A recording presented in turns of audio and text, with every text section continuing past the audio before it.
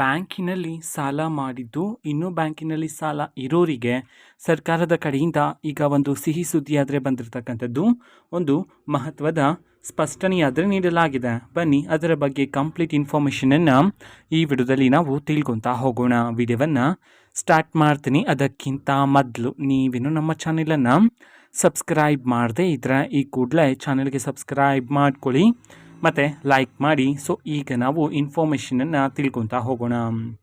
So ಹೌದು, ಈಗ bank ಸಾಲವನ್ನು ಮಾಡಿದ್ದು ಈಗಲೂ ಸಹ ಬ್ಯಾಂಕಲ್ಲಿ ಸಾಲ ಇರೋರಿಗೇ ಈಗ ಸರ್ಕಾರದ ಕಡೆಯಿಂದ ಒಂದು ಸಿಹಿ ಸುದ್ದಿ ಆದರೆ ಬಂದಿರತಕ್ಕಂಥದ್ದು.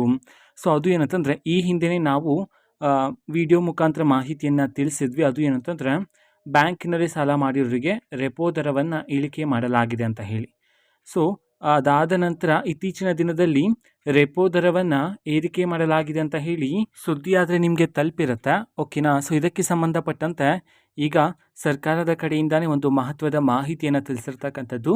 ಅದು ಏನು ಅಂತಂದರೆ, ರೆಪೋ ದರವನ್ನು ಇಳಿಕೆ ಮಾಡಲಾಗಿದೆಲ್ಲ, ಸೊ ಅದನ್ನು ಯಾವುದೇ ರೀತಿ ಏರಿಕೆ ಮಾಡಲಾಗ್ತಿಲ್ಲ, ಓಕೆನಾ. ಸೊ ಎಷ್ಟು ಇಳಿಕೆ ಮಾಡಲಾಗಿದೆಯೋ ಸೊ ಅಷ್ಟೇ ಇರುತ್ತೆ ಅಂತ ಹೇಳಿ ಈಗ ಸರ್ಕಾರದ ಕಡೆಯಿಂದ ಬ್ಯಾಂಕಿನಲ್ಲಿ ಸಾಲ ಇರೋರಿಗೆ ಒಂದು ಸ್ಪಷ್ಟನೆಯನ್ನು ನೀಡಲಾಗಿದೆ, ಓಕೆನಾ. ಸೊ ಈಗ ಇರ್ತಕ್ಕಂತಹ ರೆಪೋ ದರದ ಬೆಲೆ 5.5% ಆದರೂ ಇರ್ತಕ್ಕಂಥದ್ದು, ಓಕೆನಾ. ಸೊ ಇದು ಇವತ್ತಿನ ಒಂದು ವಿಡಿಯೋ.